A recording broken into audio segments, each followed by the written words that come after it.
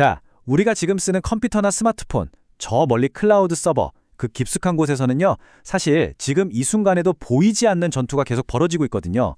이게 뭐냐? 바로 우리 디지털 세상의 심장을 지키려는 싸움인 거죠. 오늘 바로 그 최전선, 리눅스 커널을 지키는 아주 정교한 방어 시스템 속으로 한번 들어가 보겠습니다. 리눅스 커널, 이게 뭐냐면 운영체제의 진짜 심장, 절대적인 핵심이라고 할 수 있습니다. 모든 소프트웨어랑 하드웨어를 연결하는 총지휘관 같은 역할이랄까요? 그래서 이걸 궁극적인 신뢰의 뿌리라고 불러요. 우리가 쌓아 올린 이 디지털 요새의 가장 밑바닥, 가장 단단해야만 하는 바로 그 기반인 겁니다. 그런데 말이죠. 만약에 이 기반이 무너진다면 어떻게 될까요? 커널이 뚫린다? 그럼 우리가 철석같이 믿었던 방화벽, 암호화, 온갖 보안 장치들이 전부 다 그냥 다 쓸모 없어지는 거예요. 성의 기초가 무너졌는데 성벽이 아무리 높아봐야 무슨 소용이 있겠어요. 그쵸? 자, 그럼 이제부터 이 어마어마한 요새의 방어벽을 한번 하나씩 뜯어보죠. 이 커널이라는 정말 중요한 기반을 지키려고 얼마나 정교한 전략들이 아주 겹겹이 쌓여 있는지 한번 알아보겠습니다. 커널을 지키는 데는요, 크게 보면 두 가지 철학이 있어요. 첫 번째는 확률적 방어라는 건데, 이건 뭐냐면 요새 안을 엄청 복잡한 미로로 만들어서 공격자를 그냥 헤매게 만드는 거예요. 헷갈리게 하는 거죠.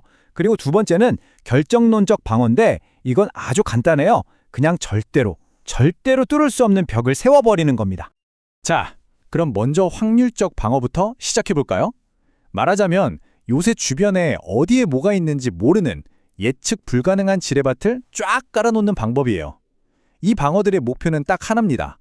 공격자의 모든 시도를 운에 맡기는 도박으로 만들어버리는 거죠. 그 대표적인 예가 바로 이 KASL입니다.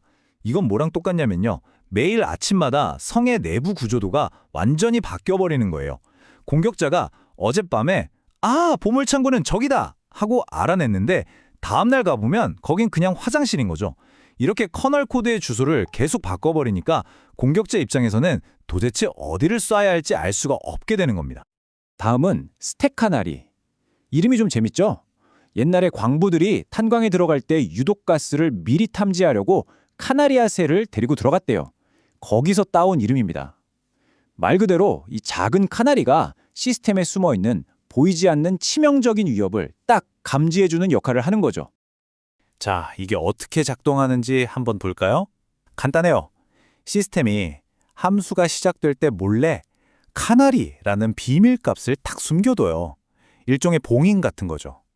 그런데 공격자가 메모리를 막 헤집어서 버퍼를 오염시키면 이 봉인, 즉 카나리 값이 훼손될 수밖에 없어요. 그러면 함수가 끝나기 바로 직전에 시스템이 이 카나리 값을 확인하는 겁니다. 이거 누가 건드렸네? 하고 값이 조금이라도 바뀌었다? 그럼 그 즉시 시스템 전체를 멈춰버리는 거예요. 비밀 함정을 건드리는 순간 모든 게 올스톱, 제어권을 뺏기는 걸 아예 원천 차단해버리는 거죠. 힙 무작위화도 기본 원리는 비슷합니다. 데이터가 저장되는 힙이라는 공간이 있는데 여기 주소를 마구잡이로 섞어서 예측할 수 없게 만드는 거예요. 그러니까 공격자가 악성 코드를 정확한 위치에 심으려고 해도 그 위치를 찾을 수가 없는 거죠. 결국 KSLR, 스택 카나리, 그리고 이 힙 무작위화, 이 세 가지가 함께 작동하면서 공격자의 모든 시도를 진짜 희박한 확률의 도박으로 만들어버리는 겁니다. 자, 지금까지는 공격자를 헷갈리게 만드는 방법들을 봤죠? 이제는 아예 다른 차원의 방어선으로 넘어가 보겠습니다. 이건 소프트웨어 얘기가 아니에요. 바로 CPU 자체, 하드웨어에 물리적으로 새겨져 있는 절대 규칙, 뚫을 수 없는 내부 성벽에 대한 이야기입니다. 바로 이 NX 비트가 대표적인데요. 이건 정말 강력하고 간단한 규칙이에요. 메모리 공간에 꼬리표를 붙이는 겁니다. 여기는 데이터만 들어오는 곳, 코드는 절대 실행 금지! 이렇게요. 그래서 공격자가 데이터 공간에 몰래 악성 코드를 심어놔도 CPU가 딱 보고 여긴 실행하는 곳 아닌데? 하고 아예 실행 자체를 거부해버리는 거죠. 정말 근본적인 해결책이죠. 스맵과 스맵도 마찬가지입니다.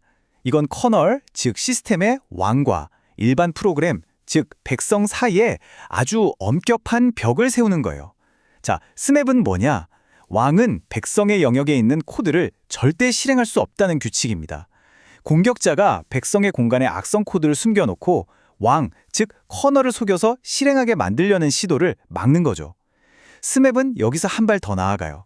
왕은 백성의 데이터에 함부로 접근해서도 안 된다는 규칙을 추가합니다. 커널이 실수로라도 사용자 데이터를 건드려서 정보가 새거나 시스템이 망가지는 걸 막아주는 겁니다. 이렇게 방어 체계가 점점 더 강력해지니까 공격자들도 가만히 있을 리가 없죠. 그들도 똑똑하거든요. 기존의 방식이 안 통하니까 전술을 바꿔서 완전히 새로운 공격 루트를 찾기 시작합니다. 말 그대로 전쟁터가 더 복잡하고 교묘한 영역으로 옮겨가게 된 거죠. 이 타임라인을 보시면 그 변화가 한눈에 보이죠. 예전에는 그냥 단순한 메모리 버그, 버퍼 오버플로우 같은 걸 노렸어요. 그런데 이제는 그런 게 잘 안 통하니까 아예 시스템 내부의 복잡한 논리적인 허점을 파고들거나 아니면 가상환경의 경계 자체를 공격하는 식으로 진화한 겁니다. 그래서 요즘의 새로운 전쟁터는 바로 여기, 가상화 보안과 애플리케이션 샌드박싱입니다. 예를 들어 하나의 서버에서 여러 가상 컴퓨터가 돌아갈 때 한 놈이 뚫렸다고 다른 놈들까지 감염되면 안 되잖아요. 그걸 막는 게 가상화 보안이고요. 샌드박싱은 만약에 우리가 쓰는 웹브라우저가 해킹당하더라도 그 피해가 딱 브라우저 안에서만 끝나도록 다른 시스템으로 퍼지지 못하게 일종의 격리 공간에 가둬버리는 기술이에요. 이런 것들이 새로운 핵심 방어선이 된 겁니다. 자, 이제 마지막 도전 과제입니다. 이건 정말 어려운 문제예요. 24시간, 1년 365일 내내 돌아가야 하는 우리 요새에 성벽에 금이 갔어요. 그런데 이 요새는 절대 멈추면 안 돼요. 그럼 성문을 닫지 않고 어떻게 이 성벽을 수리할 수 있을까요? 바로 이 질문이 현대 IT 인프라가 마주한 가장 큰 딜레마 중 하나입니다. 생각해보세요. 은행, 병원, 발전소, 이런 핵심 시스템들은 보안 패치를 해야 한다고 잠깐이라도 멈출 수가 없잖아요. 단 1분만 멈춰도 정말 치명적인 결과로 이어질 수 있으니까요. 그리고 그에 대한 해답이 바로 이 라이브 패칭 기술입니다. 정말 대단한 기술인데요.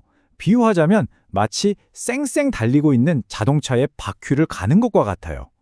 시스템을 멈추지 않고 실시간으로 커널에 문제가 생긴 부분만 쏙 빼서 새 것으로 갈아 끼우는 거죠. 우리 요새 비유로 돌아가자면 다리를 내리고 성문을 닫을 필요 없이 성벽을 보강하는 겁니다. 자, 그럼 오늘 살펴본 내용들을 한번 정리해 볼까요? 이 디지털 요새의 핵심 원칙은 이겁니다. 첫째, 여러 종류의 방어선을 겹겹이 쌓는다. 둘째, 하드웨어의 힘을 빌려서 절대로 깨지지 않는 규칙을 만든다. 셋째, 새로운 위협에 맞춰서 끊임없이 진화한다. 그리고 마지막으로 멈추지 않고 실시간으로 스스로를 보수한다. 이 네 가지가 핵심입니다. 결국도 가장 중요한 건 이 모든 것의 중심에 있는 이 한 문장으로 돌아옵니다. 커널은 궁극적인 신뢰의 뿌리다. 만약에 이 커널이 무너진다면 그 위에 우리가 쌓아올린 모든 보안은 그냥 아무 의미가 없어지는 겁니다. 모든 게 한순간에 무너져 내리는 거죠. 결국 우리가 매일 아무 생각 없이 당연하게 누리는 이 디지털 세상의 안전은요, 사실 보이지 않는 곳에서 이 디지털 요새를 지키기 위한 정말 치열한 노력 덕분인 겁니다. 한번 생각해 보세요. 만약 이 보이지 않는 방패에 금이 가는 순간 우리의 디지털 세상은 과연 어떻게 될까요?